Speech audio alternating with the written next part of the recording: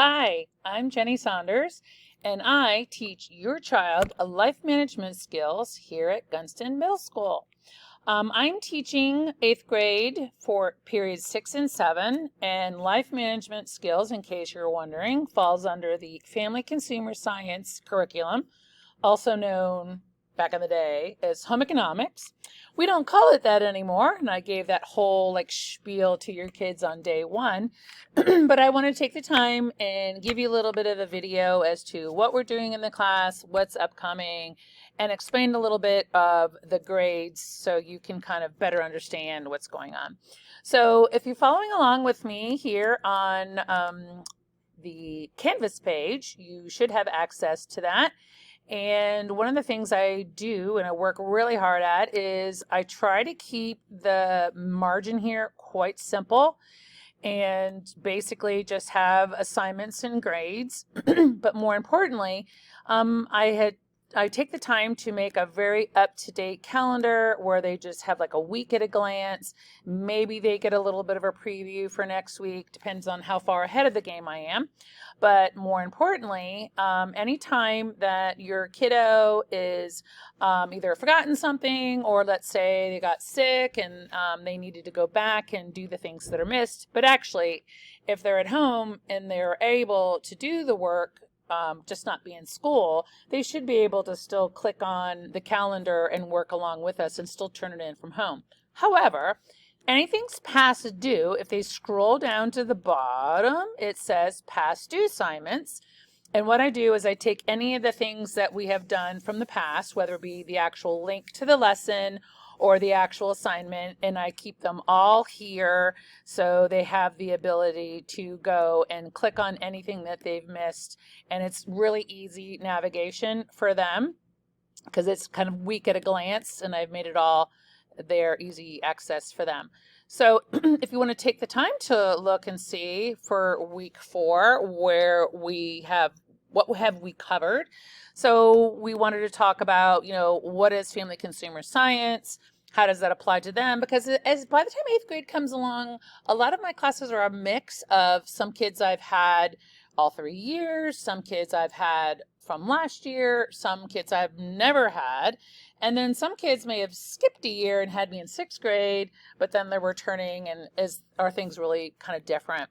And so this is basically a reminder, a refresher, or for those kids who are new, like, what is this all about? And then how does that apply to, for this assignment, which for what is LMS was life management skills, was a formative assessment where they were basically, I just kept it really simple. They drew a house, they drew rooms, and for each room they labeled it, is it their bedroom or the living room, the dining room? And I just wanted them to really see how much do they contribute to helping you in the house, because that's what life management is. Even though they're a teen, they should still be contributing things. And so this really kind of really gave them a hard look as to, wow, I do a lot, or looking at their neighbor who is a lot on theirs. They're like, maybe I'm not doing very much, but seeing how this is practice and this is training for when they become an adult. So even I supported you by saying that even though you think this is child labor, I was like, no, this is training. You need to know how to vacuum and wash dishes and prepare some food and things like that. So that's basically what that formative assignment was. We did go over my class expectations. Like you should have an iPad every day and it should be charged, and you need to bring your own charger, because I only have one laptop and I actually don't have any chargers anymore because they've been mysteriously disappeared. So they need to come prepared in that way. I don't require notebooks or anything. I have pencils, I have paper. We're doing everything here on Canvas. So, and we do some things in the lab.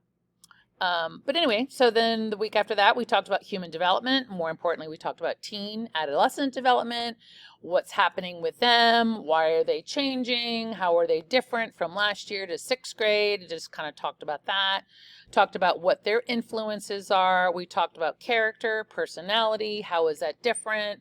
Personality is how you act, outward and talking to people, whereas character is like how you treat situations and Is it respectful and looking out for other people? And so those were some things that they had to do. And these were summative, whereas the communication was also, the assignment that is, was also summative. So they had quite a few things to turn in, summative and formative. So now starting in this week, you can see what they've all been looking forward to is basically talking about getting ourselves training to be into the kitchen. And since all kids come from different levels of, some have been trained by me, some watch you guys, they watch TV and see how those chefs are. We make sure that we're all on the same plane, we're using the same terminology, we're measuring the same way. And that's with, if you see on Wednesday, tomorrow, I'm teaching them how to measure and making muffins and how they're supposed to measure the way that I show them for this to apply for lab. And eventually what's going to be coming up, so heads up to you, they will be, after they've done a couple labs, there will be an expectation for them to take their skills and cook for you at home. And I'm very lenient. For example, I give them an example of soup is probably the easiest thing to do because it's multicultural. Every country, every culture has soup. And it's really a matter of one pot, dumping it all in. But a lot of the kids are like, I don't want to make soup, and they have other ideas. Soup is definitely something is easy in my eyes, but they feel as though that they want to do other things. So if you're okay with that, and then I told them then, well, that means you may have to prepare your chicken separately from your vegetable, because you do require to have a few food group requirements. In a soup, you could put it all in. So again, I'm okay with a couple different variations, but what's more important that it's something that you're comfortable with buying. And if you have all the ingredients for what the kid needs, or and you don't want to get the things and you say, no, it's got to be soup, or you have something else from your country or your culture you're in mind with, I'm okay with that too. So again, I will email you when it comes closer to that assignment. And so get excited. So one night you don't have to prepare anything. But some of you may think, no, I want to watch them. That's okay too. Make sure that you're ready to take a lot of pictures, because that's part of the assignment. They need to submit a lot of pictures as evidence for their work. And so, yeah, that's basically coming up. And if we scroll down a little bit, so we've already covered the personal development part for that unit. We are currently in the food preparation. Eventually, in the middle of the food preparation, we'll be touching a little bit on nutrition, consumerism. We're definitely going to be talking about child development and careers and the such. And that's more into like fourth quarter.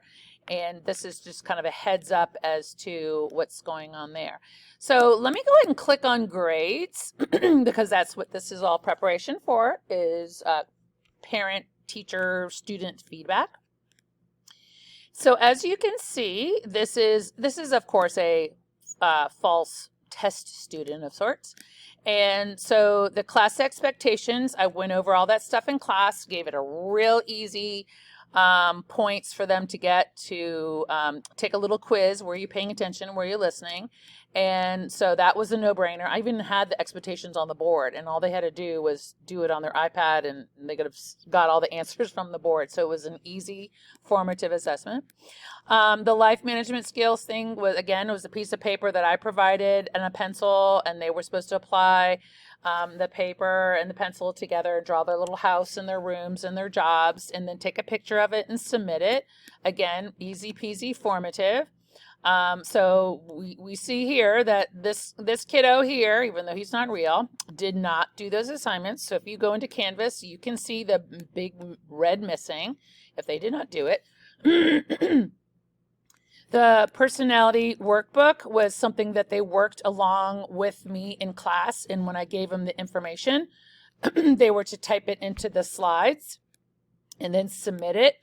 And this person, again, it's just like I said, fake. So even though it doesn't show that it's missing, but again, they don't have any points either. So then we talked about communication and how to communicate effectively and how to not communicate effectively. And they were supposed to go through all those sheets and respond to it and write down their answer. And they were given class time to do this. And so this is, again, something to look for. And this was summative along with that. So those first two were formative, whereas summative is I'm actually looking to mark them off for competencies for the state, which is important. So last week we learned about kitchen safety, and they were supposed to do two things on kitchen safety. The formative one was a hyperdoc where they put a lot of information about, wearing shoes and using their knife properly, curling their fingers and all of those things, and writing down that. And then they were just supposed to take a 10-point quiz where it was a regurgitation of everything that you did on that worksheet. Were you paying attention? Did you write down the right answers? And they had 3 attempts to get a perfect score of 10 points on this kitchen safety quiz. So if they have less than 10 points, they either didn't take the extra attempts or they just didn't take the time to look at their wrong answers and correct it the second or third time. And so I think at this point, for measuring and equivalence, I'm trying to think, because we're doing kitchen tools right now. So yeah, so your grades are, they have 1, 2, 3 summative grades and 1, 2, 3 formative. So that is what the grade is based on your kiddos' grades so far. So it's 3 and 3. So when you go and leave here to go and look in parent view to see what your child has achieved in this class, if they have gotten an A, then that means they've done everything. They're awesome. However, if they, let's say, did all of the summative and maybe 2 of the formative, that doesn't matter to me because they showed me they got all the things required in the summative, so they probably still should get an A. Now, we have a couple people have been missing, a few summative, a few formative along the way, and that's when you look in there, how did my kiddo get a C? How did they get a D or whatever? So I have written in the comments, not the specific assignments, but how many assignments? Did they miss 3 summative? Did they miss 2 summative and 1 formative? So that's just to tell you that they've missed quite a bit or not, and it can be adjusted. Now, I worked a long time yesterday getting all the grades in up to snuff, and I told my kids through every class that this is just a midterm gauge. This is to kind of let you know, are you working up to par? Are you letting too many things pile up? Did you think I wasn't going to grade anything? Because a lot of these kids are taking me as a teacher for the first time, and they've never worked with me, so they don't maybe think I'm not grading stuff. I am. So this is now redemption for them that, oh, my grade is not as great as I want it to be. They are certainly more than welcome to go ahead and do the assignment still, as long as it's done by the end of the grading period for the report card. All is good. I don't lock my assignments, and their grade can definitely go up easy peasy. All right. So hopefully you got everything that you needed to see what was going on for grades, how Canvas is navigated, how I keep it really easy. And be sure you go into parent view and look and see what your kiddo's doing, have a conversation with them. Did you forget to submit something? Those types of things. And if you have any questions, don't hesitate to email me. So thanks so much. Talk to you later.